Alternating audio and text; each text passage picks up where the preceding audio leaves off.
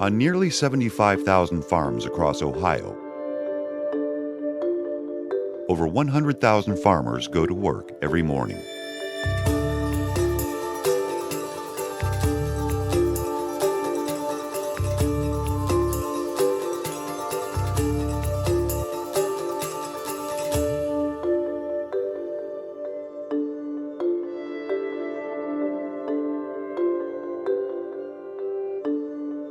Thousands of children are born on these farms every year, and many will spend their lives working the land.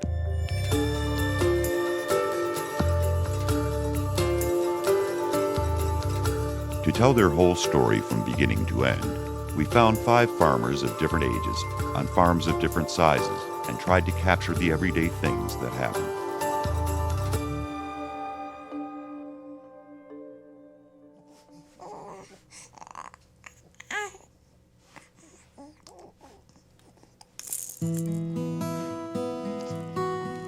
Lydia! Huh? Who is that? Who is that? Who is that? Look at the pretty baby. Oh, there's the baby in the mirror. There's the baby in the mirror. You like her, don't you? You're gonna be vain, aren't you? We hope that she's interested in farming, and this is part of her family tradition. This is what almost every member of her family does for a living and has done so for generations.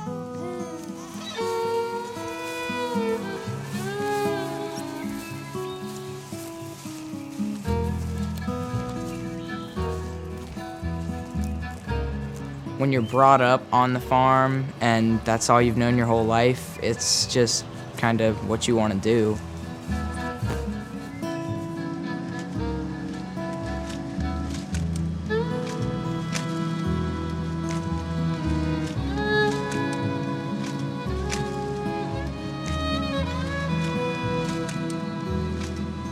I look at it as a career. I don't see any other option for me. I think I was born to be a farmer.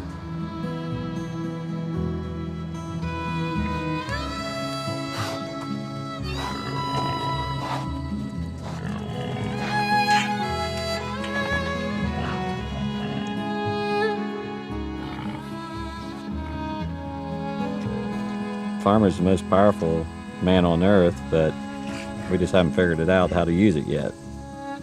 Every farmer's so independent. It's just how we are bred.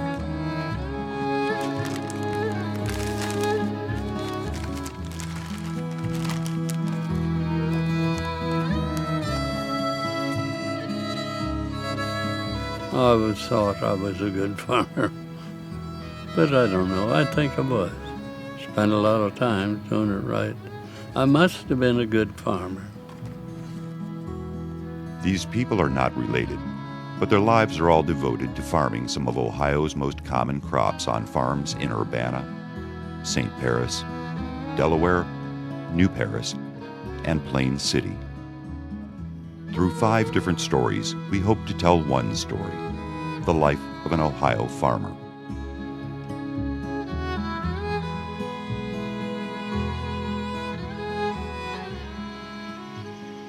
Right from the start, the life of a farmer is a busy one.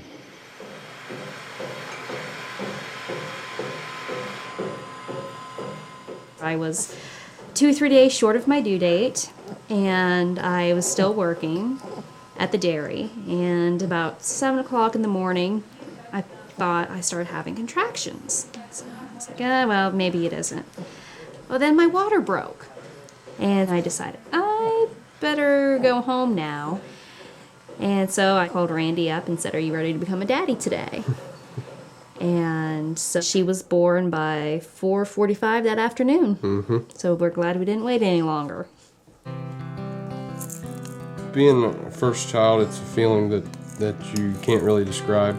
Yeah, as soon as she was born, he got a hold of her and he just held her, and the nurse finally came in and asked me, "Have you even got to hold her yet? He's hogging her." Yeah, but he just locked eyes on his little girl, and that was it. She's a very happy baby, very happy, very easygoing. She can sometimes be very intense about the way that she watches things. She's always looking and watching and learning. She goes to the barn every morning with Randy to milk cows. I sometimes take her out to the barn and we take care of the pigs and the goats and the cows. I want her to be comfortable with animals. I don't want her to be afraid of anything. I want her to have a healthy respect for animals, but not to be afraid of them. She's gonna have chores every night, and she's gonna go to school talking about things that might make other kids kind of freak out, like, oh, well, Mommy and I were breeding the cows, or I saw the pig having babies. I started doing that stuff probably about as long as I can remember, just always having the animals here and, feeding, watering, just helping around whatever I could help with. Luke's like any other boy. You tell him he needs to go out and feed the pigs, yeah, he doesn't jump right up and want to go out and feed the pigs all the time, but he knows it's got to be done. So typically it gets done pretty soon after he's told. He's learning a lot at that stage right now where he's trying to decide kind of what avenues are, his thing. He's really into, like many of his friends, video games, computers, technology, which I think is really important.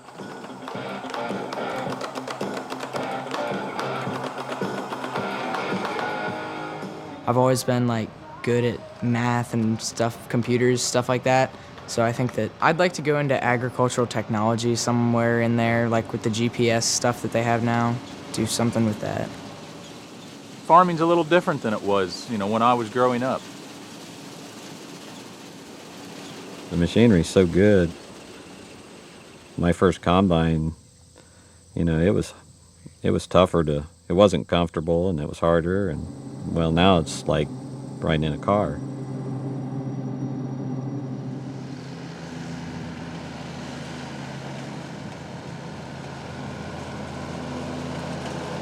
When I started farming, farmed with horses. You steered everything by yourself. You lined up everything by yourself. I spent a lot of time making sure I got the straight rows. And I'd got a lot of comments from people saying, boy, you got the straightest roads. People that lived across the road said, you got the straightest roads. But now I can't say that anymore. With their guiding system, whatever they call it, they're perfect. I look across the road here and see there's many farms being sold for development anymore. And if it continues the way it has been for the last few years, if it would continue, there wouldn't be any farmland left. But you gotta have farmland. People need to eat.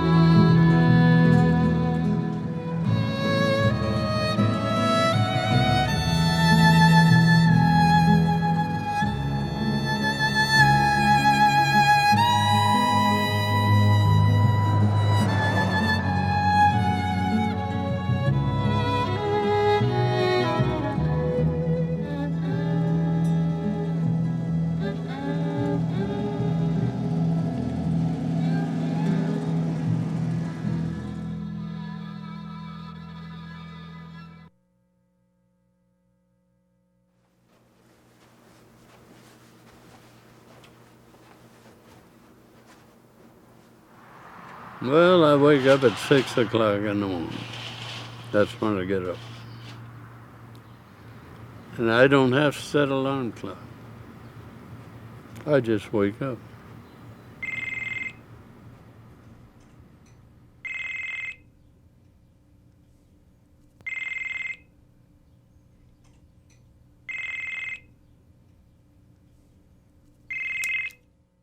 Hello? As his mother, do I think Tim needs to get up earlier? Yes, he needs to get up earlier, attack his day just a little bit on the brighter side of things. He shows up around 10-ish, and he's good. He comes in and has coffee and eggs, and I'm thinking, you know what? This would have been great at 7:30. You realize it's a quarter till 11. But when it gets right down to crunch time, he can go with the best of them. My dad asked me a couple years ago, before we started growing with the produce farm, if I was going to plan on sticking around here, and I told him yes. So now I couldn't really back down from it now, and I don't want to. I was born on this farm, and hopefully I'll stay on this farm for a long time.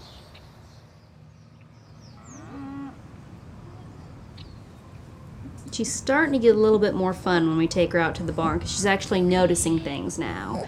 Whereas, when she was first born, it's like, didn't care, I'm sleeping. So she's starting to really notice the animals and turning her head towards the noises and reacting and all that kind of good stuff.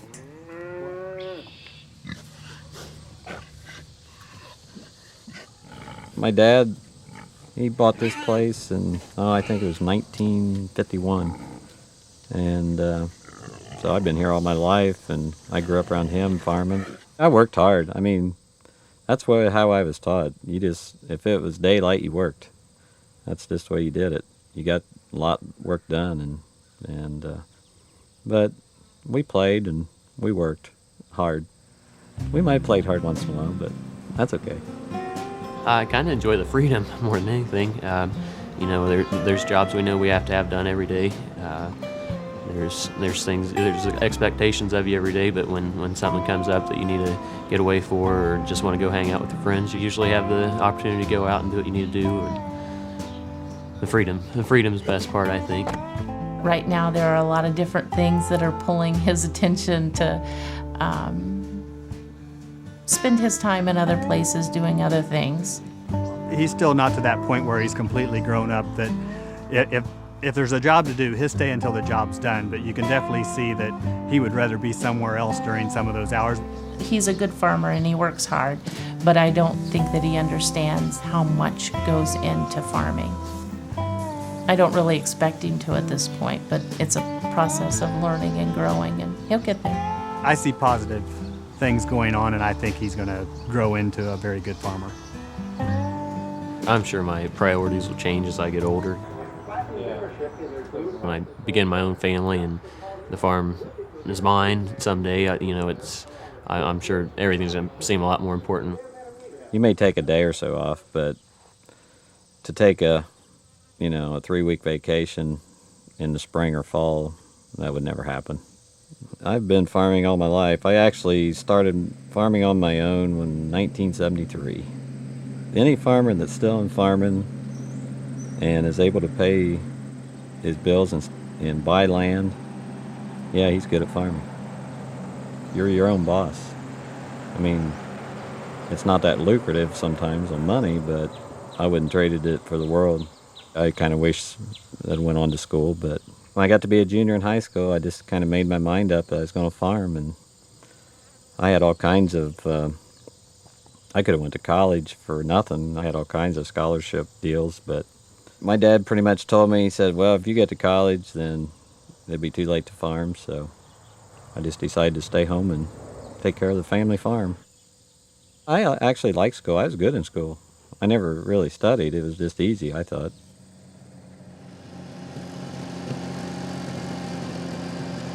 My favorite subject in school was history. I didn't exceed in it, but I enjoyed history more than any other class.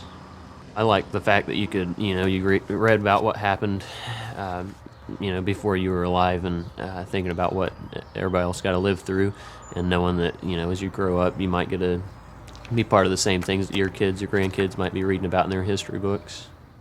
I went to school through the 8th grade.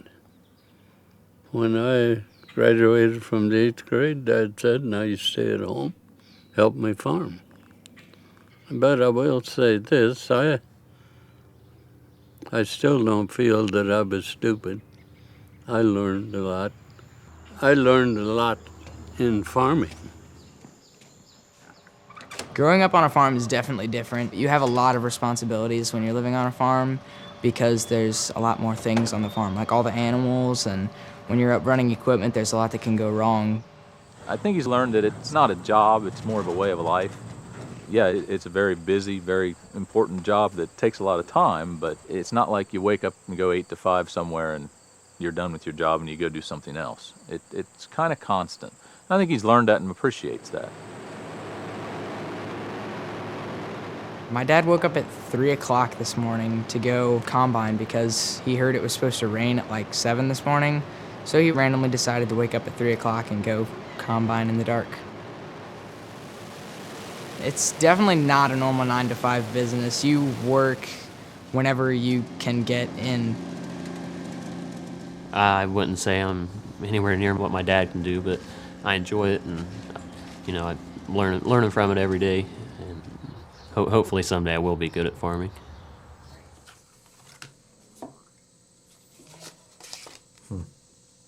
I guess he's got the open pasture. Hopefully before too long I'll find a wife and have kids. And it takes a special woman to be married to a farmer. There's no question. It just takes a special woman. It's they got to put up with an awful lot, and I'm never home, so it's late nights, late suppers. But she's a great lady. She's awesome. I had my eye on her a long time. She's a good-looking gal. I had a hard time winning her over, I'll tell you. She was tough. Very popular young gal. She was almost the perfect wife. Very, very good woman. Oh, I miss her all of it.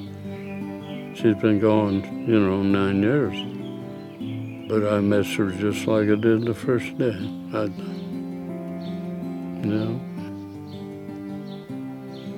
But I know where she's at. I know she's with the good Lord. Yep.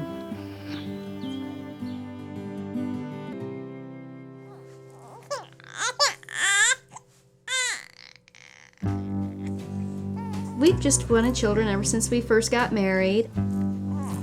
We just wanted to complete our family. Lydia's the 6th generation on this farm. There's nothing like growing up on a farm, especially one that's been in the family for generations, and it's just you have the feeling that it's up to you to carry it on. That's the way we've both been raised, and we couldn't imagine living life any other way. I mean, life in the suburbs just doesn't appeal to us, and we just can't imagine any other way to raise our child. The first time I rode in a combine, and I remember getting to drive it, and it was cool. That's probably as early as I can remember. I think it can be important that we take that opportunity to try and encourage them to come back and farm and be in production agriculture. Make that opportunity available.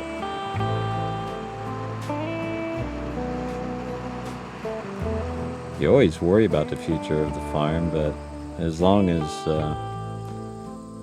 any of my family's alive, I don't see this farm leaving. And I don't think my kids are pretty, staunch about this farm stays in the family forever. And like I said, we've been here since 1951, so I hope it's another 50, 60 years easy. I farmed until I was 62. I felt it was time for John to take over. I know I used to ask John, what do you think about this, in farming? Well, whatever you say, he would say. And I decided he will not make decisions in farming until he takes over himself.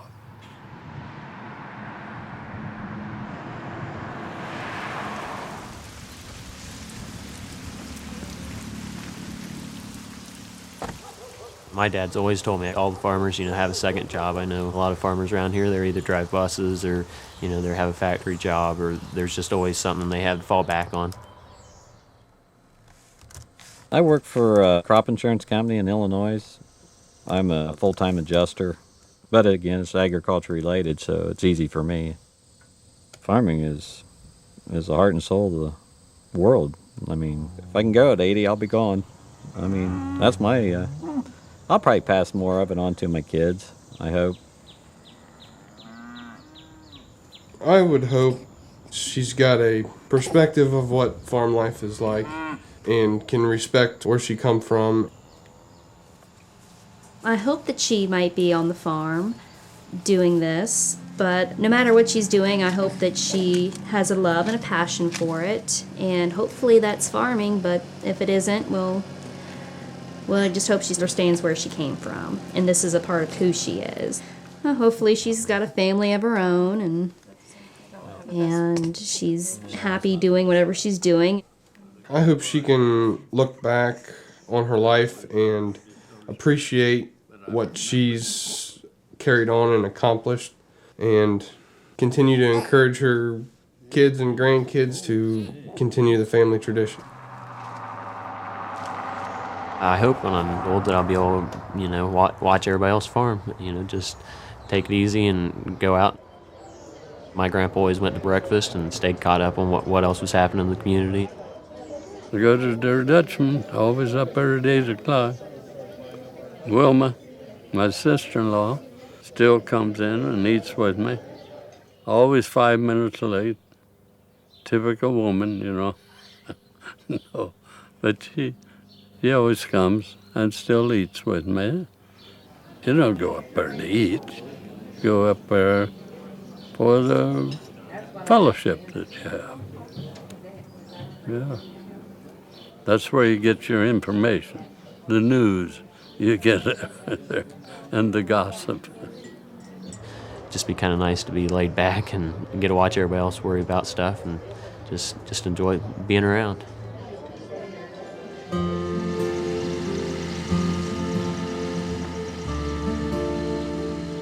Oh, I love farming. I love to run a combine, harvest. Look down at the auger, the grain going in, and I looked in the mirror and see the corn or beans coming up into the tank. I just love it to see the harvest.